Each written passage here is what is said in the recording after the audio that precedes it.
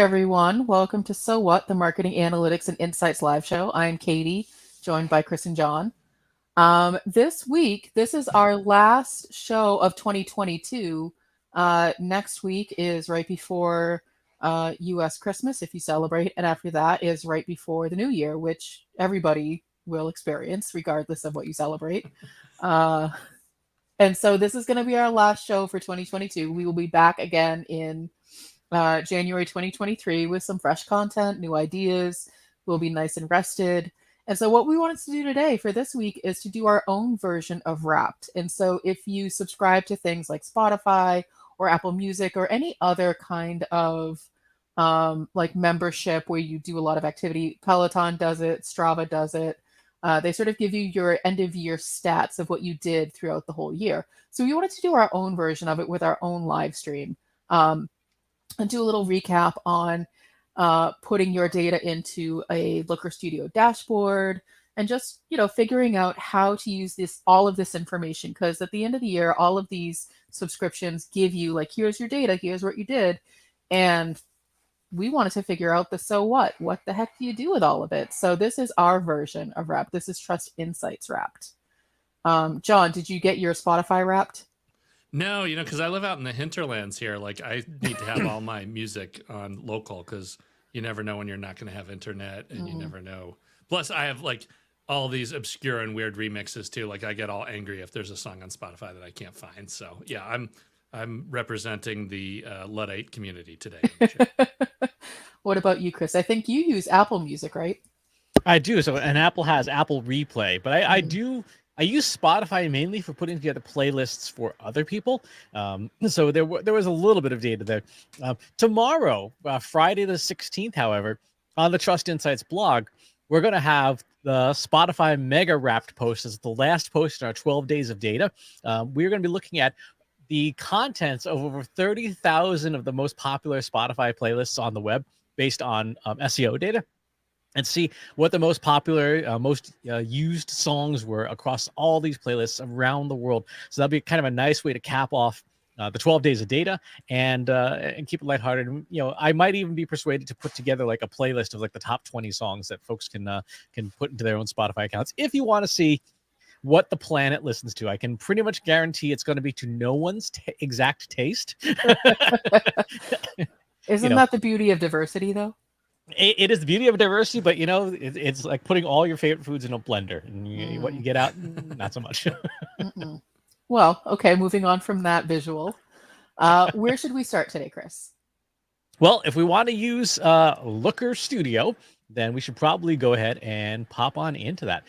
If you're not familiar, Data Studio is now Looker Studio, which is still the worst named product ever. And we're gonna specifically look at YouTube analytics. So let's go into the Trust Insights YouTube channel.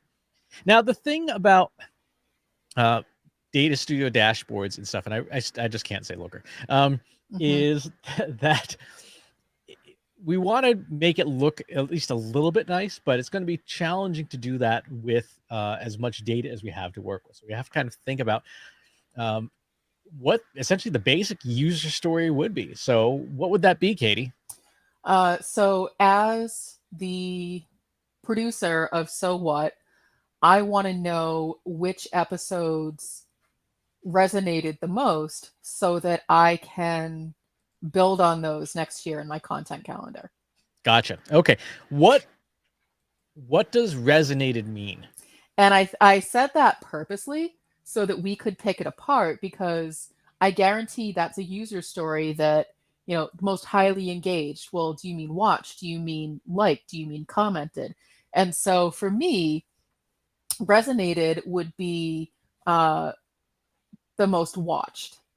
And I know that even that you can start to pick apart the metrics within that of, is it total watch time? Is it people who got to it at all? I think probably total watch time is a great place to start.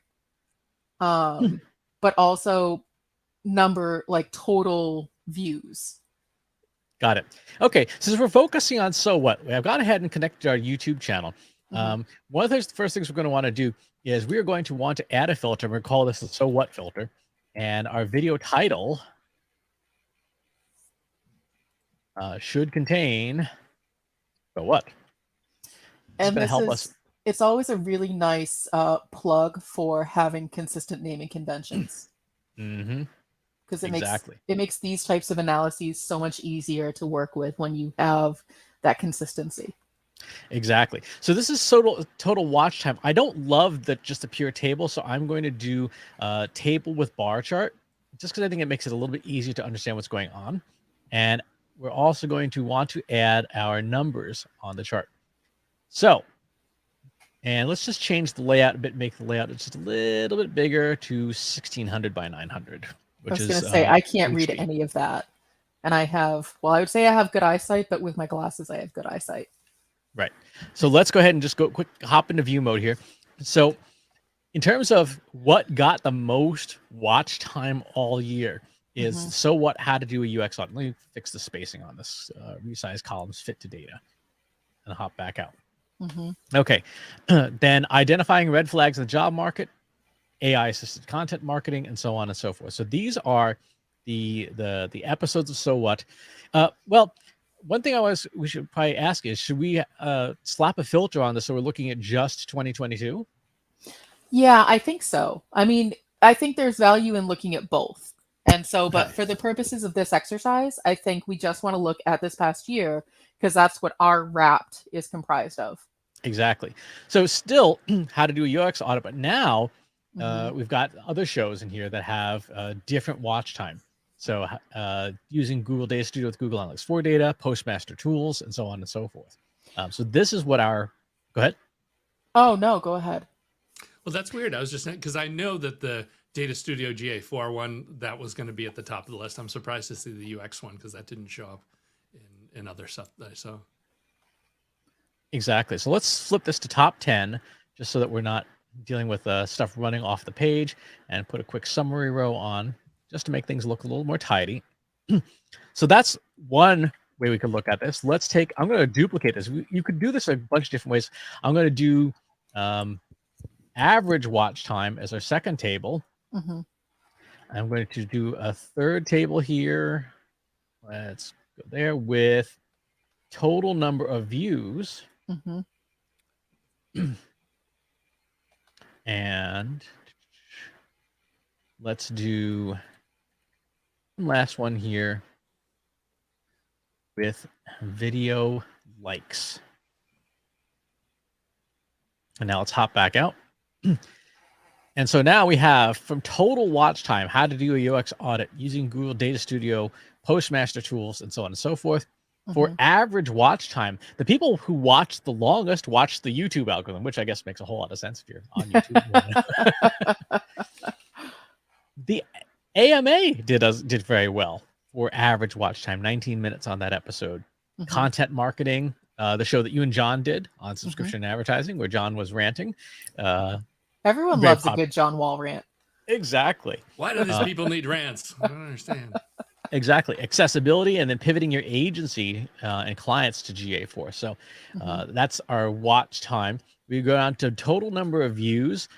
There's Data Studio, GA4, Postmaster Tools, UX Audit, and GA4. There's a lot of GA4, which, no surprise, this was a big year for it. So and then, Go ahead. And then just on terms of number of likes, the episodes got the likes, GA4, Postmaster Tools, more GA4, social media benchmarks, and applied data science in marketing. So this is kind of the 4 different ways to look at the so what's of this year. And, it's interesting because you do see the trends very, very quickly in terms of what content resonated the most with our particular audience. And it's mostly around Google Analytics, the marketing platform, specifically Google Analytics 4 and Data Studio. So if you were to present this to me, what I would do is say, okay, so it looks like people really like the Google Analytics 4 material.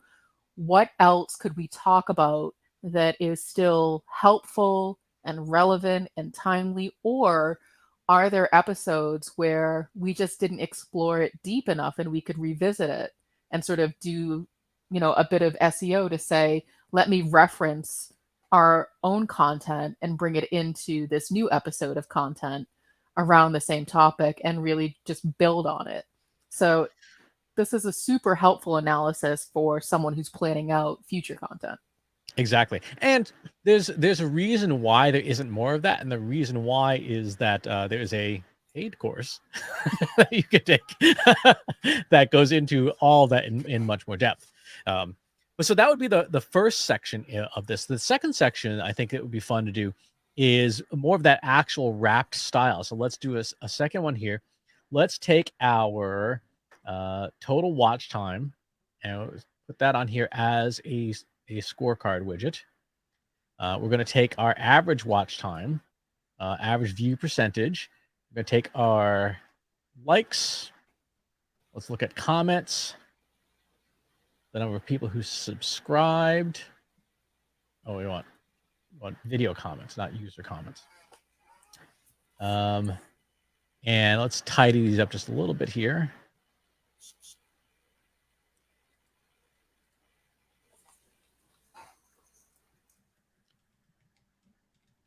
And I apologize if you have OCD. I promise I don't do this to you intentionally. He's speaking to me specifically. So let's move our scorecard widgets to the corner here. Let's put our date control on here and default it to the year to date so that it is this year. Apply. And then maybe let's add just one visualization for total watch time for the year, just to see how the year looks. And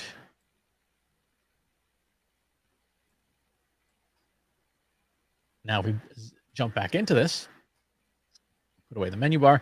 So this year, people have watched 900 hours.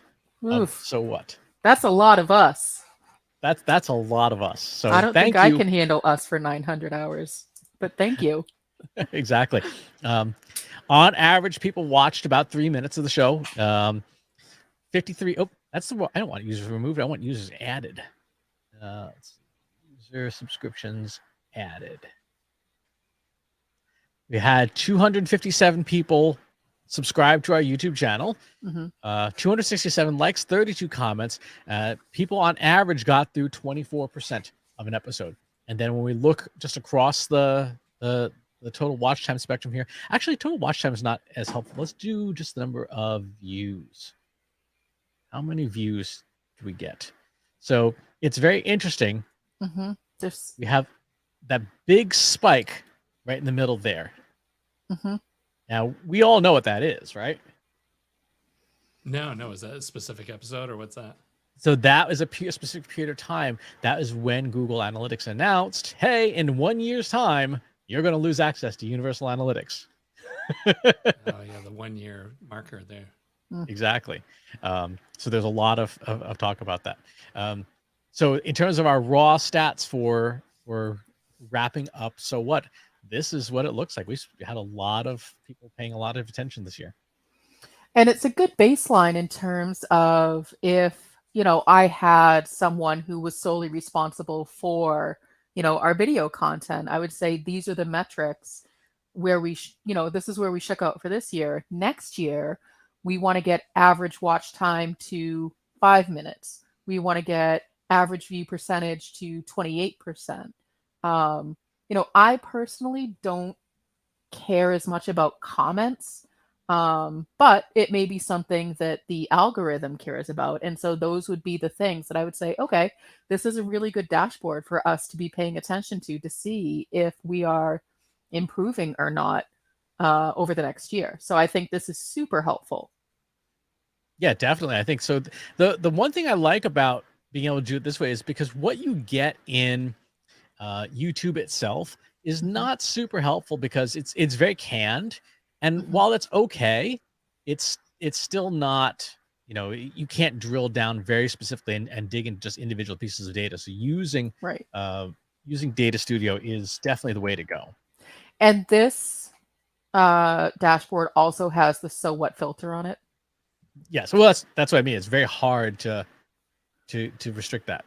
Well, I know you put it on the first page. Oh, that's a good question. Let's check. Let's slap. Consistency is key. That is true. And we forgot to put that filter on. So let's go ahead and do that. that may change things quite a bit here. I'll bet it will. Because we also, our other major publication on our YouTube channel is our podcast. And our podcast, there was a podcast in June that was our most popular podcast that was around content marketing. So that may change. That's true. These stats. All right. You are correct. There you go. All right. And so actually, again, it looks much more consistent.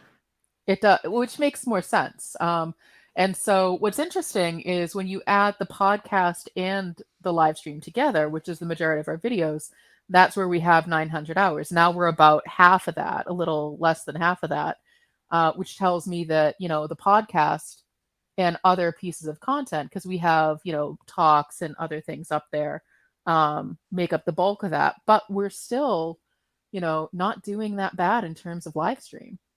Exactly, for a market that is very, very crowded. The other thing that I think is really important to take a look at is taking a look at this data from a Google Analytics perspective too, because all this is great, but you also probably do at some point want to say, well, is it turning into any kind of business for us? And so you want to fire up your Google Analytics 4 account and just very quickly dig in and say, year to date, just conversion pass. Is video at all showing up anywhere? And the answer is yes. Sort of a mid touch point here. It does show up in some of the mid touch points. It also does show up later on, but this chart system doesn't allow you to see that in greater detail. This is one of the reasons why we wrote our own attribution modeling for GA4, because this is kind of a pain. That said, at least our video does show up sort of as in the middle of the funnel. So combining this with our Data Studio dashboard, we can see that video is working for us. And, you know, full disclosure, given that we will be adding on to our own promotion next year, but in general, our promotion of our own materials is lacking, for lack of a better term. I would say that this is pretty good for very little promotion of the stuff that we do. I would agree. So that is us wrapped. Now, I guess, Katie, from a marketing perspective, what comes next? What do you want to know as someone who's setting the tone for what we're going to work on next? It would be interesting to sort of see, I mean, benchmarks is such a lousy term, but benchmarks is also something that we would want to know of, okay, this is what we look like, but what do we look like compared to our competitors? I know that that's harder data to get a hold of. We would probably have to look at their data within YouTube because we don't have access to their channels. But just the sheer volume of content that we put out, is this good? Yeah, I don't know. Actually, I do know where we could get some of that data, but it would take a lot of digging to do it. Talkwalker has that data in its platform. So let's go ahead and go to Talkwalker. Let's go to our search and let's put in specifically Google Analytics 4, because that's what we were talking about earlier. The reason I bring it up in terms of like benchmarks, you know, and maybe those are the wrong things to look at, but you know, in terms of cadence, we do one show a week, pretty much every week, with the exception of a handful. So let's say, you know, we do 45 shows a year. Is that enough? Is it too much? You know, should we increase the cadence, decrease the cadence? And so those are the types of things in terms of resources I would be looking at in addition to the topics themselves. Right. Okay, so we have on any given day, there's a handful of videos about it. You're talking about 30,000 engagements, potential reach about 700,000 total. Let's take a look at some of the listings.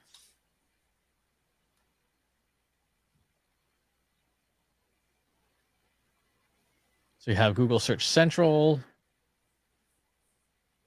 best call tracking, such as ads, some bounce rate stuff, some tutorials. This is sorted by engagement. So in this particular, the highest engaging video came out in end of March from Google itself. 518 likes, 33 comments, for a total of 551 engagements overall, and looks like a reach of about 15,000. So 15,000 views. Does it say how long the video is? It does not. Because that would be the other thing that I would be interested in, as if I were planning this, to say, okay, great. So we do like a 30 to 45-minute show, depending on the topic. Is that if we were to change the length of the show, would that change the average watch time? Would that change, people's ability to consume the content because it's too long, or, whatever? Those are the questions that I would be asking. Right. Okay, let's take a look and see if that data is even in the file for usability. So YouTube. So John, when you're looking for videos, does the length of the video sway your decision in terms of whether or not you're going to watch it? Well, there's two kind of use cases that come to mind. I mean, one is if you're searching for a specific answer, then this is the kind of traffic you totally expect to see. And in fact, YouTube is doing a better and better job of chaptering and showing when people are jumping to points so that you can just get the specific question you want answered. You don't have to watch the whole thing. That's pretty normal. And the other side of it, though, is for pure entertainment videos, something where people want to sit down and actually watch the whole thing. And yeah, I don't know, looking at it from that side, it seems like given the average length time, we could compress a little bit, try and get tighter and see how that would affect the overall number of views and number of likes and things like that to see if that would change things. But I don't know, it's always hard to gauge that because 20 minutes is like classic entertainment length, but 40 minutes is more kind of standard academic deep dive, real content, so it's, and maybe just something to play around with too. There's no reason we couldn't do, alternate weeks of shorter and longer to try and kind of see if that affects anything or where it goes.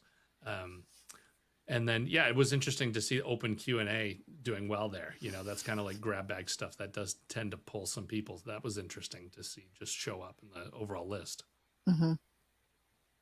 There is no variable within the data export for video length. We just have, for YouTube specifically, we have likes, dislikes, and views as the primary parameters. We can get the dimensions of the video, but that's about it.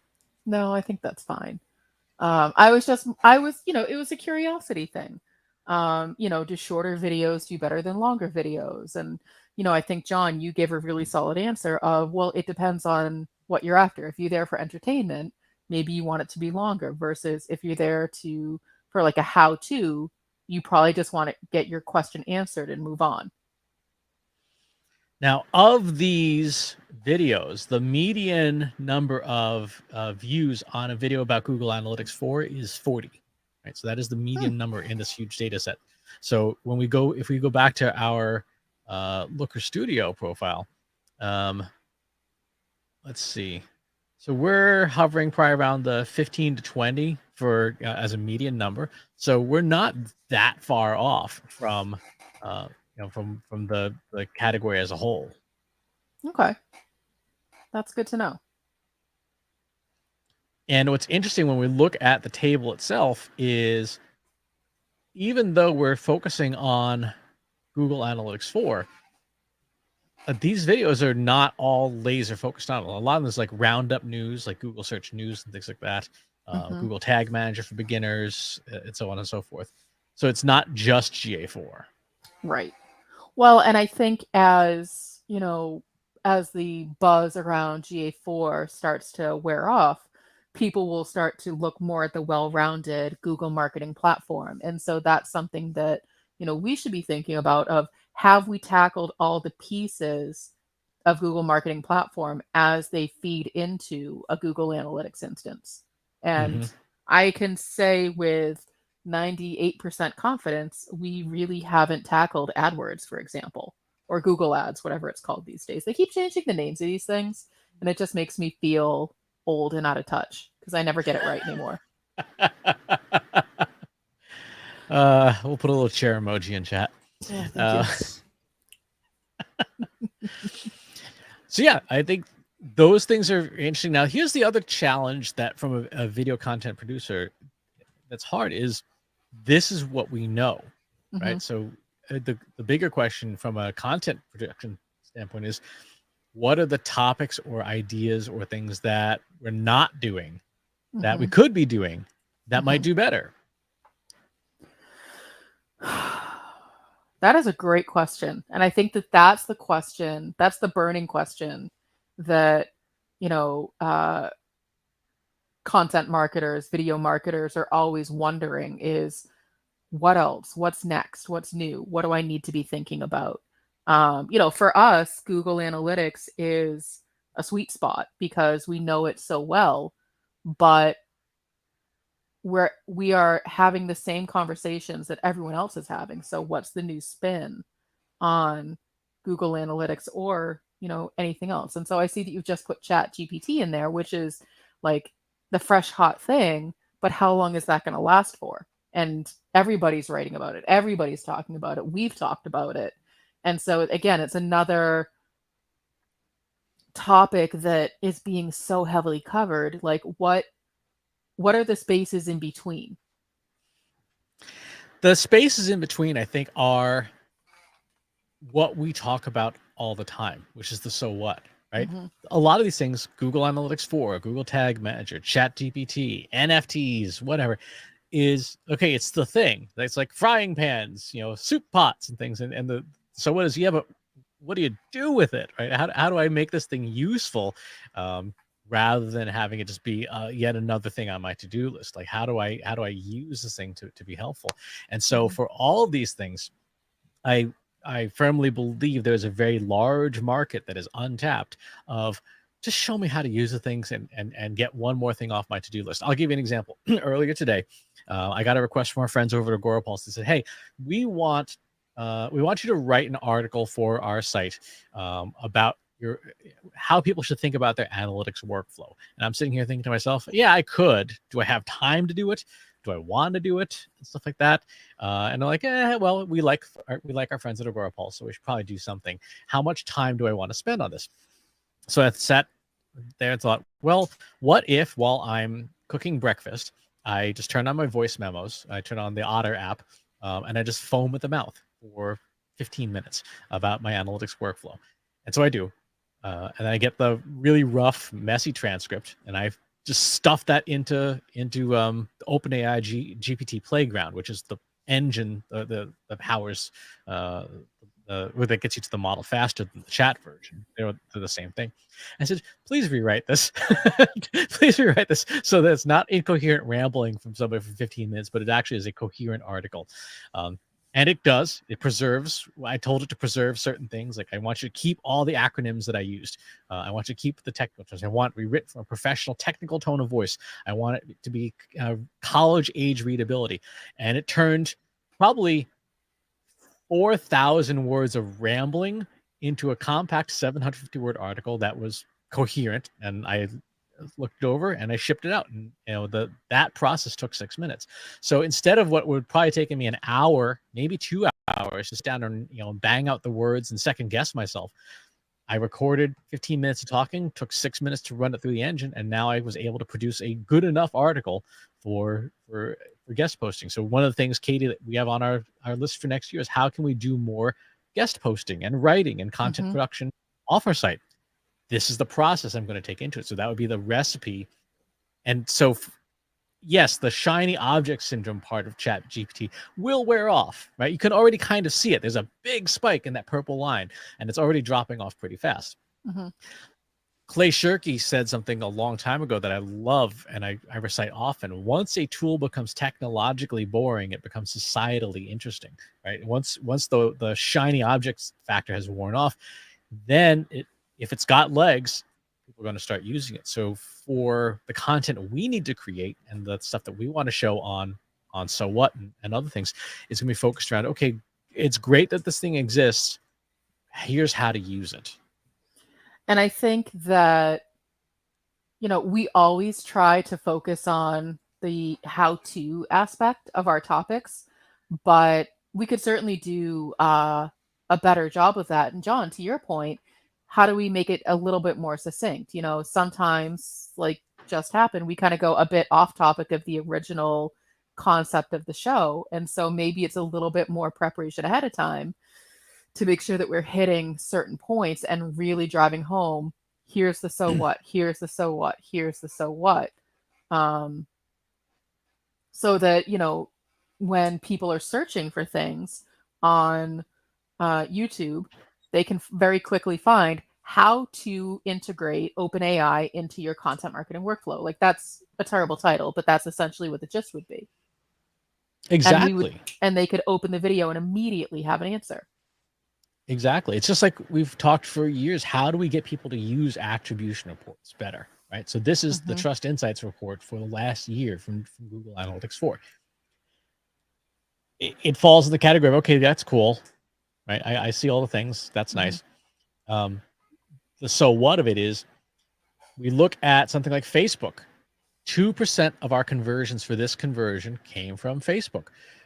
Are we investing 2% of our time and effort in Facebook? No.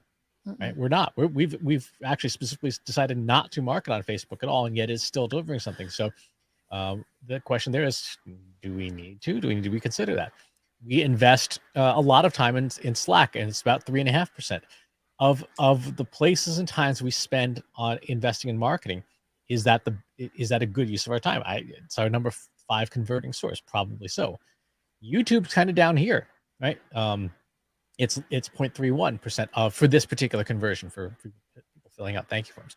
Now, if we were to look at a different conversion, like new users to the website, that might be different, right? But that's what you do with an attribution report. You don't just stare at it. It's not cubicle art. It is use these percentages to make decisions. I know I'm investing X percentage of time, money, and resources into this channel. Am I getting the same or better results out? How much money do we invest in the Almost Timely newsletter, right? And we get 56% of our conversions from it for this year.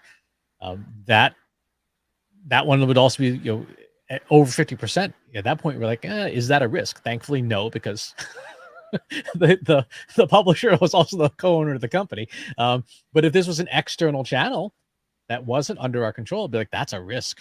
That's a real risk. If that channel goes away, we have a big problem. So when we go back to the purpose of this particular episode, which is, Trust Insights Wrapped, we sort of started that lightweight, hey, let's look at our show. But really what we're seeing is it's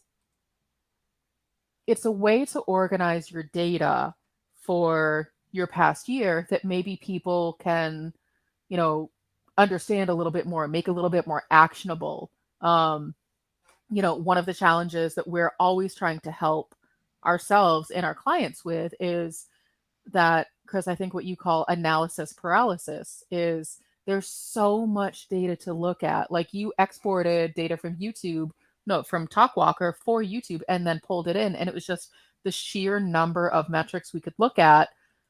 If we didn't have a clear-cut question, then we'd probably still be there looking at it now. So I like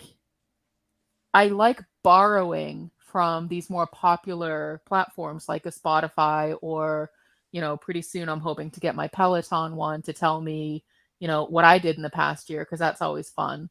John, you'll probably get one from Strava. Chris, I think you use a couple of different fitness apps as well. And so it's always fun to see that data for yourself. So thinking about that in terms of how do you bring that into your organization, into your team, you're still telling the same story, but you're telling it in a little bit more lightweight, maybe easier to understand, digestible pieces. So borrow from how these other apps are doing it as you're presenting it to your, C-suite, to your stakeholders, as to the decision makers. Like, hey, this is marketing team Wrapped. Look what we did this year. And so giving you an opportunity to highlight everything, but then also say, so wouldn't it be great if next year we could get to 25%, average views, or 10% watch time, and that's what we hope to see in our Wrapped of next year, for example. Exactly. And I think that is the other thing that Wrapped does, I think, so well, and this is an example of one, right? Mhm. Is it's all about you. Yeah. Right? It is all about you. John and I were talking about this yesterday. The reason why so many of these different AI tools, like the puts you into a portrait of you as a Viking, whatever. The reason why it's so popular is it's your favorite person. It's you, right? It's you, wearing fairy wings. It's you as a action hero, but the center of it is you. And so Mhm. when we think about our reporting, right? You take your Mhm. average report. Is it about you? Is it about the stakeholder, right? Is it presented from the perspective of the stakeholder, or is it presented from the perspective of the tool or the marketing team or whoever? And that's what these Wrap things get so right. This is all about you, and I like to feel good about myself. Mhm. John, did you get one for marketing over coffee? No, I did not. I was basically ranting. I just can't get myself over the hump of like me, me, me, me, me, me, me, me, me. You just like don't want to pay that. But I don't know. I've seen some that are so amazing now. I'm slowly starting to lean. So maybe I'm getting pulled out of the Luddite quadrant today. Here, we'll see how that goes. That's our 2023 goal, is to bring John into at least the 18th century. Put some You know, wooden shoes. I'll be which good. is funny because John is Mr. Technology, Mr. I play with all the stuff, but then when it comes down to actually, you know, using it for your own stuff, that I think that's where you dig in your heels a little bit. Yeah, well, the tech contrasts with the curmudgeon. It's the old man thing that gets in the way of just buying everything all the time. So as we are wrapping up Trust Insights Wrapped, I'll ask you both, and then I'll answer. What do you hope to see for So What moving into 2023, Chris? I would like to see us build a cookbook, right? So if we focus on, in this episode, here's how you use Data Studio to analyze YouTube data, Mhm. right? Here's how you use Google Analytics for data to understand which page is the most valuable. By the end of 2023, with all these new cool tools and technologies and things that allow us to summarize and fix transcripts and stuff, I would love to see a So What, the cookbook, right? Of here's 50 marketing recipes that you can take to the bank today and make a difference in your organization. I think that would be a really cool takeaway for everybody to have from a show where this is what we do every week. I like it. John? I'd really like a picture of myself as a Viking. That's number one for next year. But after that, no, I think I don't know. I just think we've got a lot of great content, and just finding a few ways to kind of change it and figure out, does it need to be more live streaming, or does it need to be more Q&A, or what can we do with it? Mhm. I think yeah, it's just like any kind of content. It's like you do the first drafts and you kind of keep playing with it until you find something. And I think, yeah, eventually we'll hit something where it will jump up to the next curve, and that's what I would really like to do, kind of figure out where it needs to be next. And yeah, I can see having a recipe book where, there's 40 segments of it. Like each episode is a piece of that overall book or something like that. Yeah, maybe that's somewhere we could stop next, because that does seem pretty interesting. Yeah. Mm-hmm. I would like to figure out, so we do this show live and then people can watch it afterwards. I would like to figure out, if we want to continue to do it live, how do we get more audience participation? How do we get more people showing up, during the recording so that we can get more of that interaction? But then also just, really digging into what's working, what's not working. And I think that goes down to, Chris, what you're talking about of, the real nuts and bolts of how to's and outlining it so people know what's coming, what they can expect, and maybe they can pre-order, the playlist ahead of time, or the book, or however we, package it together, because they know each piece is valuable, but when you put it all together, they can, entertain for 50 people. Exactly. Google So Data Studio Crudités. So with that, if you're watching this, thank you for being along this journey with us. This is, as I mentioned at the top of the show, this is our last episode for 2022. We will return in January 2023 with some new content, maybe a whole new content strategy. Who knows? We have a couple of weeks to think about it. Final thoughts, Chris, John? Drive safely. Don't do analytics while driving. What if I just recite my multiplication tables? Sure. No, I think thank you for watching, for tuning in, whether you're watching live, whether you're catching a recording, whether you're just reading the transcript. We appreciate the attention, knowing that in the coming year, even this year, the sheer amount of content people are creating is greater than ever. Mm-hmm. And so any attention that any of us earn as a marketer, we have to be thankful for. So thank you.